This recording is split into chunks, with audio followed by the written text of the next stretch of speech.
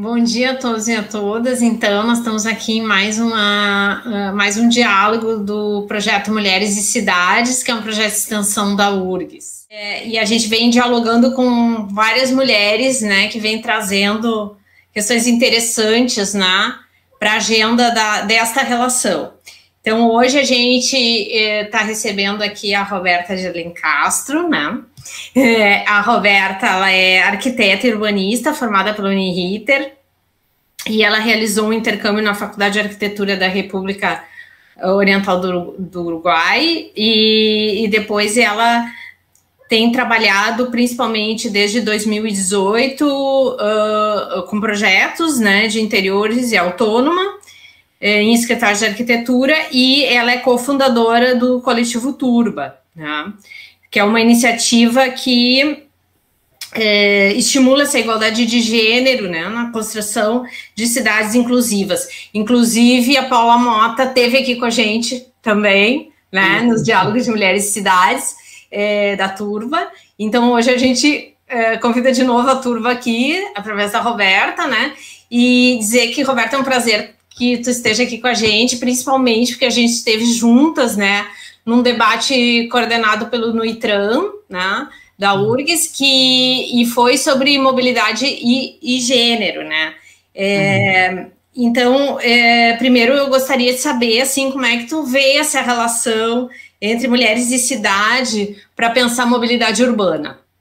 Bom, primeiro, bom dia, né? Eu queria agradecer em nome da Turba esse convite. Eu acho que é essencial a gente abrir esses diálogos, né? Para a gente começar a entender toda essa questão, porque as pessoas, assim, quando elas não pensam nesse tema, elas pensam, como assim, né? Perspectiva de gênero, as mulheres, elas habitam as cidades, né?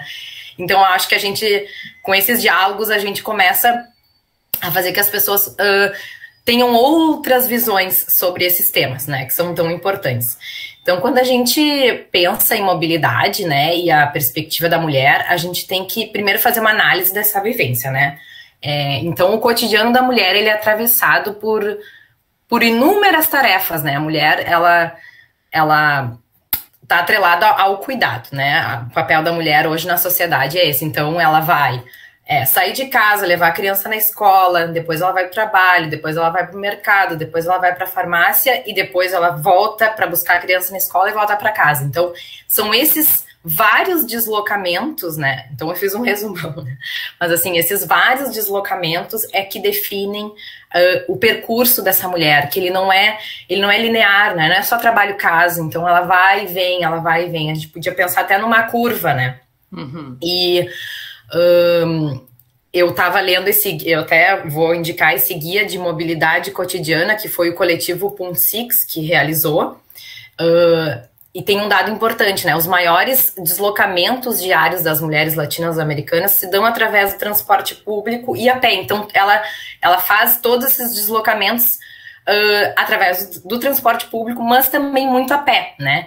Então, quando a gente pensa nesses deslocamentos também, a gente tem que fazer uma interseccionalidade, né? A gente tem que avaliar não só a questão do gênero, mas a gente tem que avaliar a questão da origem dessa mulher, a classe dessa mulher, as capacidades e também o bairro que ela mora, né? Porque a gente tem que entender como é que esse contexto dá suporte para ela, né?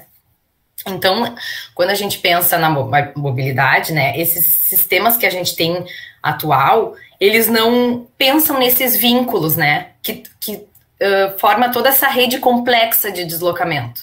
A gente tem uma visão muito individual desses planejamentos, né, dos deslocamentos. A pessoa faz isso, isso, isso e deu. Mas não, a gente tem que pensar no conjunto, tem que pensar num grupo de pessoas que faz esses deslocamentos, né? Então, todo esse não pensar, né, nessas experiências provoca situações de desigualdade, né? Então, a gente sabe que as pessoas que, por exemplo, moram mais em bairros descentralizados, né, elas vão ter um percurso enorme para chegar até o seu trabalho. Porque, por exemplo, aqui em Porto Alegre, né, fazendo um cruzamento, e aí, citando já o bairro Sarandi, a pessoa sai do Sarandi, vai até o centro, por exemplo, se ela quer ir até a Zona Sul, né, que o Sarandi fica na Zona Norte, ela vai ter que ir até o centro e depois ir para a Zona Sul, né. Então, isso estende também toda essa questão do deslocamento. Quando a gente considera essa vivência, né, nas políticas de mobilidade, a gente consegue fazer a mudança no paradigma, né? Então, e começa a ver que os deslocamentos são feitos por grupos e que como é importante a gente analisar a vivência desses grupos, né? E todas as suas interseccionalidades, né? E aí, fazendo uma análise tanto da esfera produtiva quanto da reprodutiva, né? Fazendo, assim, essa mudança. E interessante que isso que você está falando apareceu muito no diálogo que a gente fez com a Mirella de Barcelona, né, Mirella Fiore, e ela falava exatamente sobre essa questão circular, a questão do deslocamento lá da mulher, e dessa questão da mobilidade também, como se dá, e isso apareceu também nessa questão dos equipamentos públicos, né, de como é importante a questão do equipamento público lá nesse circuito, né? Exato. A gente tem que pensar, então, qual é a qualidade desse deslocamento todo, né? Dessas várias paradas, e também a questão do horário, da questão noturna, né? Por exemplo, a mulher, quando ela volta do trabalho, ela desce ali no mercado público, por exemplo, vai até o camelódromo, ali embaixo que tem outra parada. Então, esse deslocamento que já é noturno, como a mulher é acolhida nesse deslocamento, ela é acolhida quando ela chega na parada, ela tem as informações na parada de ônibus, quando ela desce ali, enfim, então a gente tem que ter todos esses cuidados. E nesse guia de mobilidade que a Punsix realizou, tem 6 critérios, elas citam 6 critérios que são considerados seguros para mulheres, né? Então, que os espaços sejam vitais, diversidade das atividades e pessoas, vigilados de maneira formal e informal, equipados, manutenção e planificação, sinalizados, saber onde tu estás e para onde tu vais, visíveis, ver e ser vistas, e comunitários, desenvolvendo uma participação ativa das mulheres. Então, assim, ano passado, eu ia dizer ontem, ano passado eu morei em Madrid, né, como eu estava comentando contigo, Vanessa. E aí eu queria compartilhar uma foto aqui eu entrei dentro de um ônibus e eu nunca tinha visto isso, né? E eu queria compartilhar essa foto com vocês. Deixa eu abrir aqui minha tela. Enquanto tu abre, essa questão do Punsix, eu te falei, né, que eu também tive com uma caminhada em Barcelona com elas, no Poblenou. Sim. Poblenou. Uhum. Eu fiz também uma caminhada com elas lá, foi muito interessante, assim. E as meninas são incríveis, assim, eu consegui conversar, ter um acesso com elas super acessíveis e enfim. Uhum. Bom, aí eu entrei no ônibus de Madrid e eu vi essa foto, não sei se vocês estão vendo. Uhum. E eu fiquei impressionada, assim, porque eu nunca tinha visto isso dentro de um ônibus, então quando tu coloca uma cadeirinha de bebê ali, tu tá pensando no cuidado e na situação dessa mulher que vai estar com uma criança se deslocando dentro do ônibus, né? E ali não só a questão da cadeirinha do bebê e todo o espaço, porque pode ser um bebê de colo, né? E o carrinho pode ser outro, ela tem 2 filhos e o carrinho ali estacionado, então tem um espaço para ela ficar ali com o bebê na cadeirinha e no carrinho. Então, assim, são detalhes que tu deve pensar deixa eu abrir aqui a tela, para acolher essa mulher nesse percurso, né? Então, quando a gente conseguir explicar depois o projeto, traz muito disso, assim, de tu entender que quando ela desce do ônibus até a casa dela já é de noite, né? Ela passou o dia inteiro trabalhando, como é que essa mulher se sente no percurso, né? A gente, eu falei isso também na live, assim, nós mulheres, cria os percursos muito no automático, né? Porque daí a gente já pensa na segurança, e isso aí é uma coisa que a gente faz no automático, e a gente tem que dizer, não, eu quero caminhar ali, porque eu tenho meu direito de caminhar ali. E a gente acaba criando meios para se proteger, e nem sempre, né? A gente sabe disso. E isso é muito ruim, a gente fica sempre na defensiva, né? Então a gente acha que a gente é culpada de estar ali no espaço, né? Isso é muito prejudicial para nós, a gente não vive livremente a cidade. Então, pois e falando nisso já, né, eu gostaria que tu explicasse um pouco pra gente esse projeto Parada Segura, né? Como ele surgiu a ideia, quem propôs e se ele contou com participação da comunidade também na concepção do projeto. Sim. Que explicasse um pouco para a gente.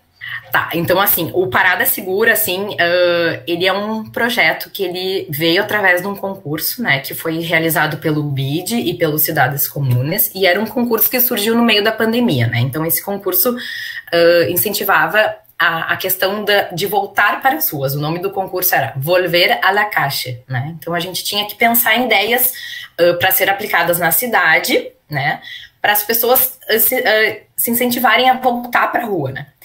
E aí a gente só estava recebendo notícias, né, da questão da violência da mulher dentro de casa, e mesmo assim essa mulher tendo que ir trabalhar, né, porque ela não tem como parar. Muitas das mulheres, né, que são mães solos, não tinham como parar, tinham que sair mesmo assim na pandemia. E aí, cruzando com a questão da violência, cruzando com a questão das cidades vazias, né, e com esse dado aqui que a gente tem, importante trazer esse dado. A pesquisa Meu Ponto Seguro, realizado pela Think Olga, 76% das mulheres se sentem inseguras na parada de ônibus. Então, tu imagina, essa porcentagem aumenta na questão da pandemia, porque não tem ninguém na cidade, né? Uhum. Então, o que te deixa segura é o movimento. Então, imagina uma mulher esperando na parada, sozinha, né, o ônibus. Então, juntando todos esses elementos, a gente criou essa ideia. Na verdade, o projeto, ele não foi executado ainda, né? Ele ganhou uma menção especial nesse concurso, e esse concurso tinha seis prêmios, né? E depois as menções especiais. E esses 6 que ganharam, eles foram prototipados, digamos. Então, a gente ainda não conseguiu realizar essa prototipagem. Claro que esse projeto, quando a gente pensou que ele vai acontecer de forma contrária, né? Ele não sai do papel, né? Esse projeto que vocês vão ver, que a gente até vai passar um vídeo depois explicando o projeto, uhum. Ele não sai nesse formato e vai direto para a rua, né? Primeiro a gente vai considerar a participação das mulheres para até nos explicar assim, o que nessa zona, né? Digamos que a gente escolhe uma zona, inclusive essa zona, a parada de ônibus, por exemplo, se a gente vai para um bairro, né? As mulheres vão escolher essa parada de ônibus, e por quê delas vão dizer o porquê, quais as necessidades dela nesse local. É luz, é uma calçada mais ampla, enfim. Então, o projeto, ele tem ele é modular, então ele tem essa flexibilidade para essas mudanças, para ver o que essa mulher precisa, atender as mulheres através dessa flexibilidade modular que tem o projeto. Então, a ideia é a gente não sair, né, da questão da mulher branca sentada dentro do escritório pensando no projeto. Também não é, né? É sair pra rua, é entender quem são essas mulheres, quais os perfis, quais as necessidades, né, dessas mulheres, para projetar isso para elas e envolver elas também na questão da manutenção desse espaço, né? Envolver elas, a comunidade, para manter esse espaço vivo, né? Então, acho importante a gente falar isso. E vocês entrevistaram para fazer o projeto? Ou como é que foi a questão do... Ou vocês não, a gente trabalhou através dos dados esses e das notícias que estavam chegando, né? Que a mulher não tinha parado de trabalhar, que a mulher continuava trabalhando. E aí também, assim, tem a Turbo, ela fez um lambe para botar na rua, que tem todas as informações, se uma mulher está passando por violência doméstica, quais lugares ela pode procurar, né? Se ela está por uma violência, por necessidades, enfim. Então, a gente também pensou que essa parada, ela pode ter esse tipo de informação, o número 180, né? Sim. Entre outros lugares que ela pode pedir ajuda, porque às vezes, dentro de casa, ela não consegue pedir ajuda, né? Só saindo. Então, essa parada também tem essa questão de dar essa informação, dar esse acolhimento para a mulher nas situações de perigo, né? Tá. E na relação do projeto com a cidade de Porto Alegre, né? Como é que vocês pensaram e por que vocês escolheram o bairro Sarandi? E se, como piloto, né? E se vocês pensarem em outro bairro também que essa experiência, que essa ideia podia ser aplicada?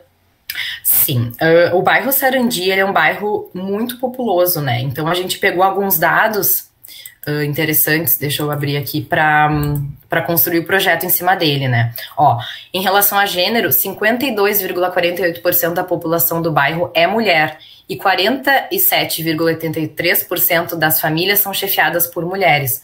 Por isso entendemos que seria um local adequado para testar essa proposta. Então, também por ser um bairro descentralizado, né? Então, a gente entende também essa questão de troca de ônibus e que toda a questão de Porto Alegre está concentrada mais no centro, né? Então, a gente pensou nesse bairro por estar na Zona Norte também. São bairros descentralizados, na verdade. Mas o Sarandi, por números e por questões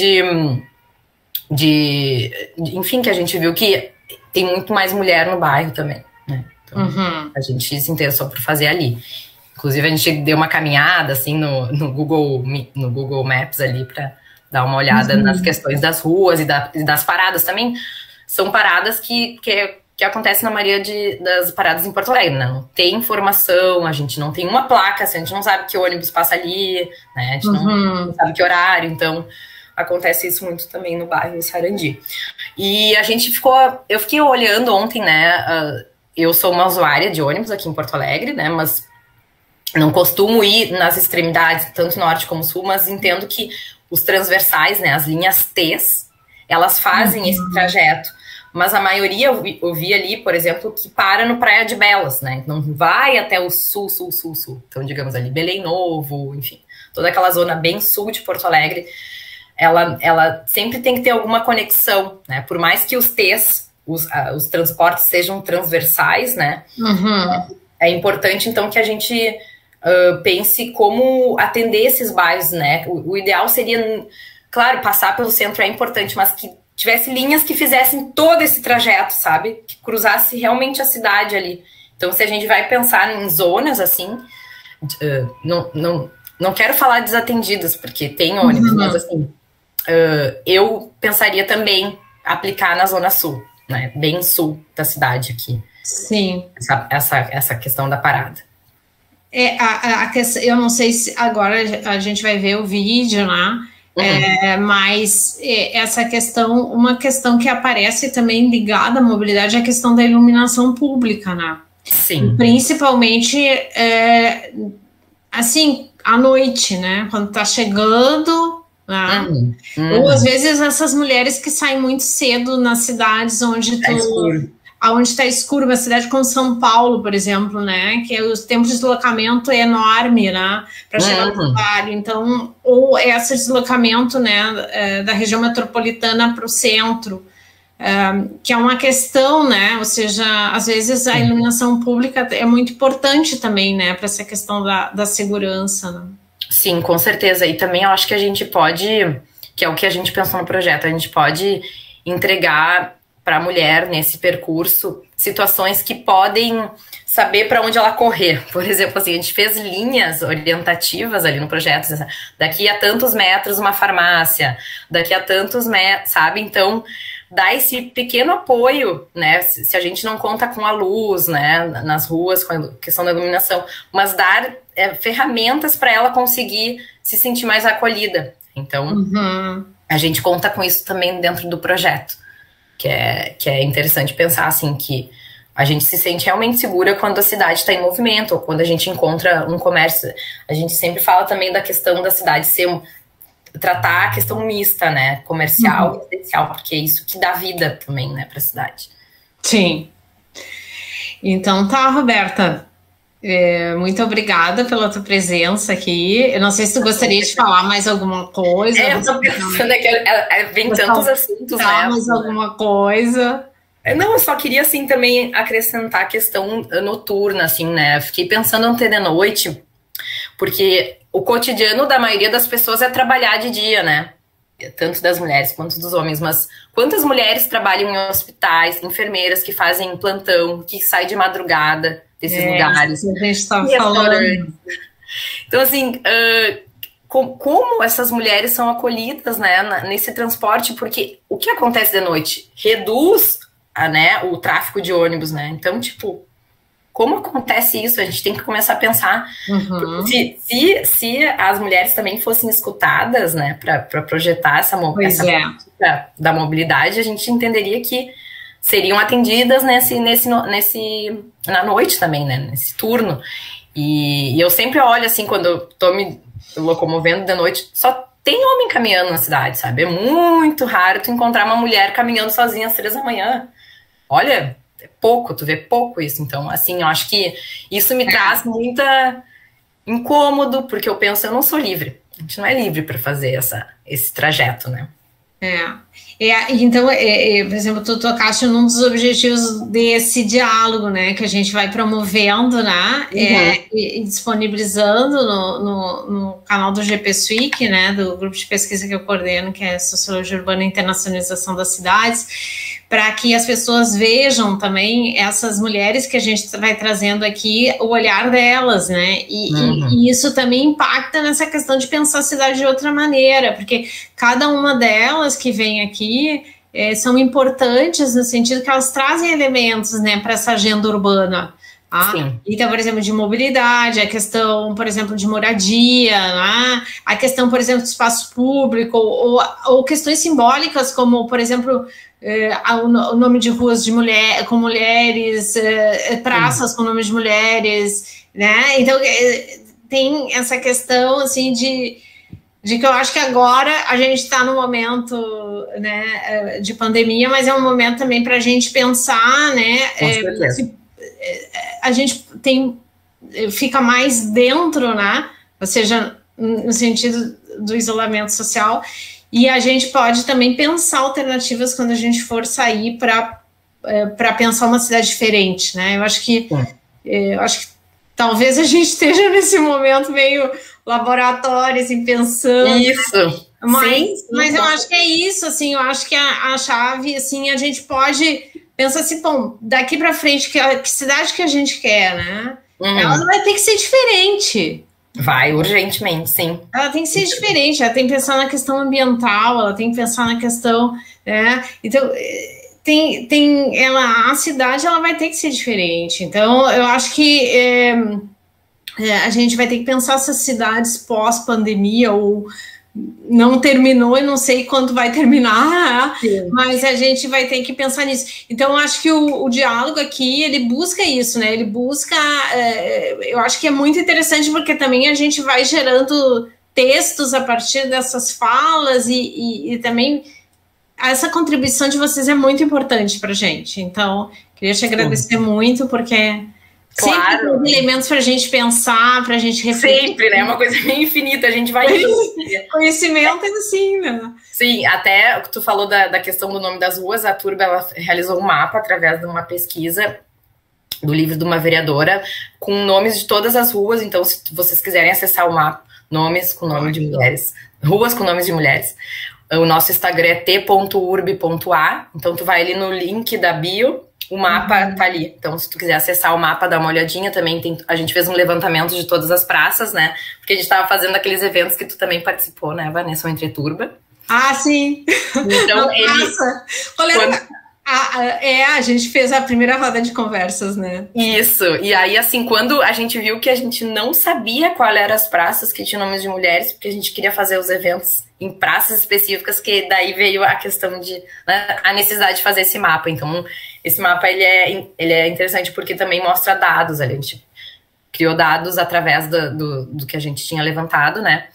E aí, bom, eu vou deixar como surpresa lá para vocês olharem os dados, assim... São um pouco assustadores também. A questão da mulher não tá representada, né, nos espaços. E eu acho que também uma outra questão, assim, que eu acho que é um pouco que a gente também, outro ponto de encontro, assim, entre a gente, assim, que agora a gente levantou essa questão, né, de trazer novas agendas, questão noturna, né, a questão do PUNCIS, né, e a questão dessas caminhadas que a gente faz com essas mulheres, identificando esses espaços, né? Sim. É muito interessante isso, né? De poder fazer isso e ter oportunidade também de olhar, né? Olhar caminhando, assim, com certeza. Essas necessidades, né? No espaço público. Sim, não, é essencial a gente, e é claro, sempre o desafio da prática, né? E agora, com a questão da pandemia, dificultou até, eu falo isso muito assim dentro da turma, quando a gente vai fazer as reuniões e vai pensar e bota a cabeça para funcionar, eu digo, gente, eu tô tão afastada da cidade que eu não consigo mais produzir, eu acho que eu tô precisando voltar para a cidade, sabe? E começar a pensar, porque a gente fica dentro de casa e vai se anulando, mas claro, a gente sempre está buscando ler, buscando esse espaço aqui também de abrir um pouco a cabeça, mas com certeza, assim, a vivência é o que nos traz as necessidades. Isso aí a gente tem que entender como a gente vai botar isso no papel. Mas é engraçado, né, Roberta? Mas a cidade avança, né? Ou seja, as obras, elas não pararam. Não.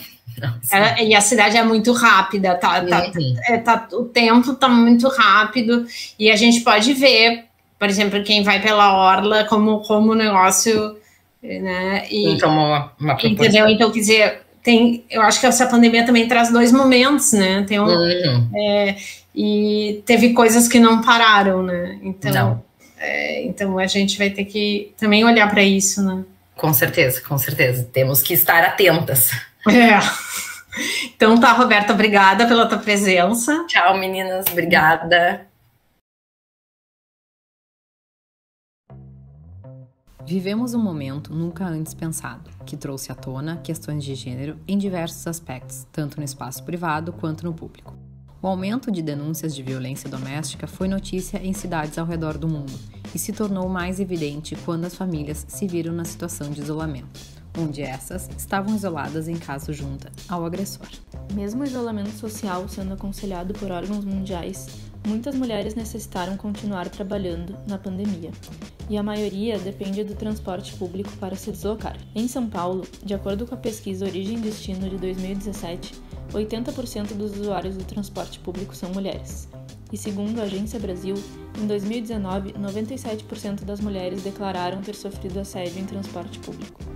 Podemos observar que essas usuárias também são pedestres no seu deslocamento até os pontos de ônibus.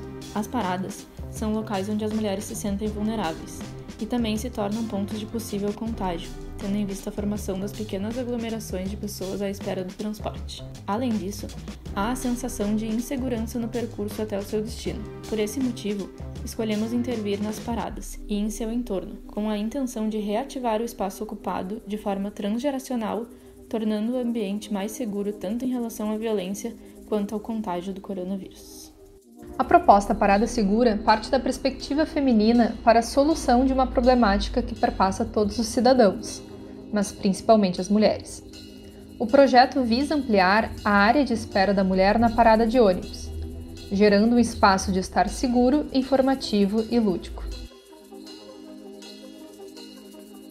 Decidimos atuar em 3 escalas: macro, do bairro, meso, a da quadra, e micro, a da parada de ônibus. Para contemplar a escala do bairro, serão pintadas sinalizações e desenhos informativos sobre segurança em tempos de distanciamento.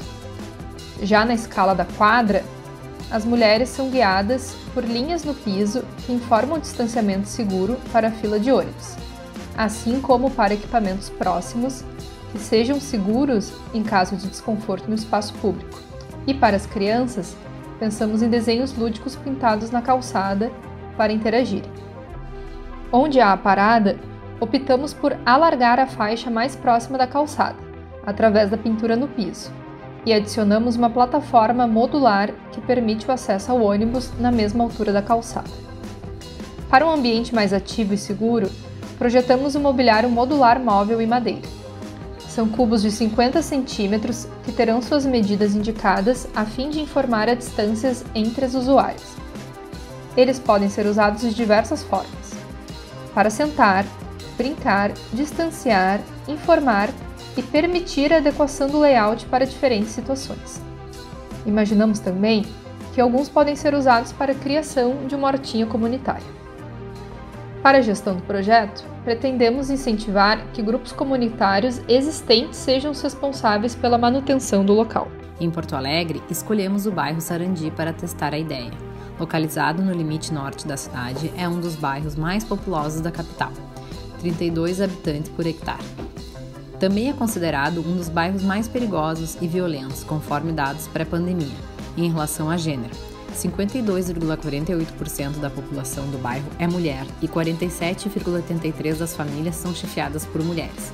Por isso, entendemos que seria um local adequado para testar essa proposta, que envolve diretamente mulheres que necessitam sair de suas casas para trabalhar ou fazer compras nesse momento pós-pandemia. Valorizamos esse tipo de iniciativa, que propõe soluções e o repensar sobre as cidades e suas problemáticas, como foi o concurso Volver a la Calle, inclusive pela perspectiva de gênero. Agradecemos ao BID e Cidades Comunes pela oportunidade. Obrigada.